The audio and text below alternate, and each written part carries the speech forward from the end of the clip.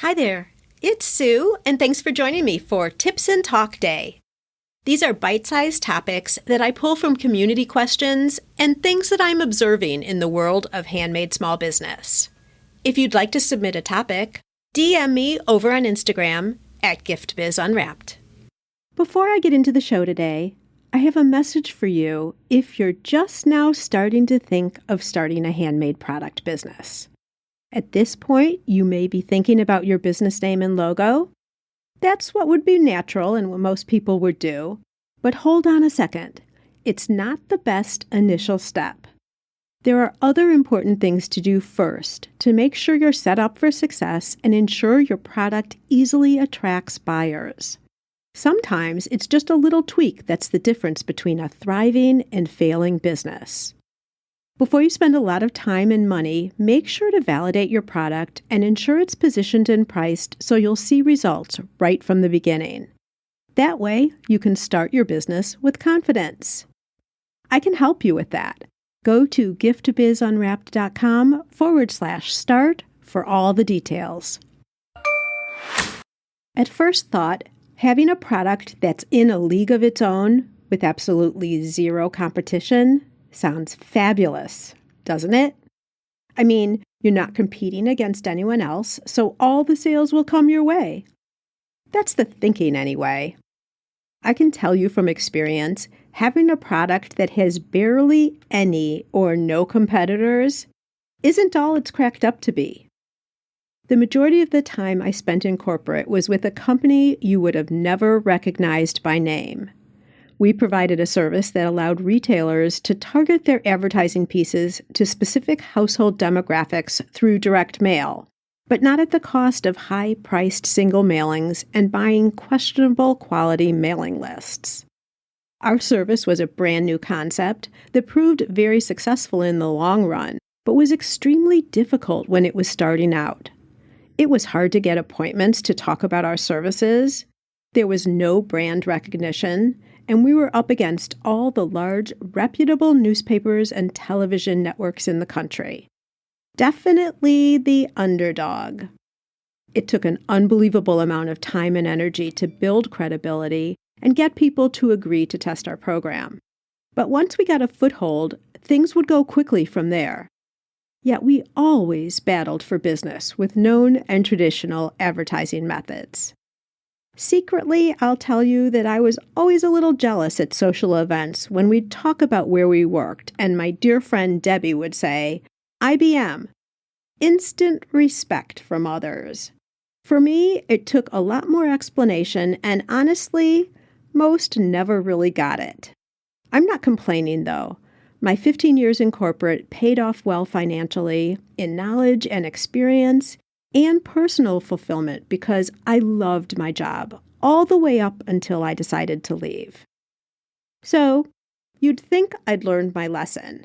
Yet a few years later, I entered into a similar situation, this time with my own business, the Ribbon Print Company. You've probably heard some of the promos for it here on the podcast. We provide systems so that small businesses, like yours, can custom print on ribbon right in your own production studio or at retail checkout. I won't go into detail about it here, but it's not commonly known that this possibility exists. People find us every day online and tell us they had no idea about this potential capability. The Ribbon Print Company is a strong and thriving business, yet still largely unknown. And we have literally only a handful of competitors worldwide. Sounds great, right? Yes and no. We definitely have a specialty niche, but have to work really hard to get our name and the value of what we offer out there. Trade shows are the best way to accomplish this. That's actually a lot of fun because our booth is always humming with people wanting to see their name, company, or logo on a ribbon. You've heard me say before, it's my favorite part of the business. But it's costly, time-consuming, and again, a lot of work. I already said people find us online. That's true, but it's not like anyone thinks, oh, I'll Google custom ribbon printing machines. They need to know something about it first for us to even have a chance of being found through a search. I tell you all this so you know that I know what I'm talking about when I talk about living in a world with little competition and it's not all you might think. Luckily, with your products, that's probably not the case. People can relate when you tell them, even in general terms, what you make. You design and sell jewelry, create custom ceramic pieces, or make wedding cakes personalized by flavors and style. People have a general understanding of your product, and from there you can detail how yours are different and special. That's one of the values of having competition. There's a base knowledge that people can relate to. If they're in need or want what you make, the potential of a sale is already under consideration. Not so when your product is unknown. In that case, you have to explain and validate its use first. That's a whole extra step in the sales cycle. Lucky you when this isn't the case. But you still want to stand out and be recognized as special when considered amongst all other businesses that make generally the same thing that you do. There's no magic formula to this. It only takes strategy and implementation to create a unique twist to your products that spark excitement and interest. What types of things can you do to make you, your business, and your product unique? Here are some ideas. 1. Create a special element to your product that's different from others. Think of papyrus cards that include a hummingbird sticker in each one. Or Ashley Kincaid's idea of adding a piece of jewelry into each of her bath bombs. You can hear her story on episode 409.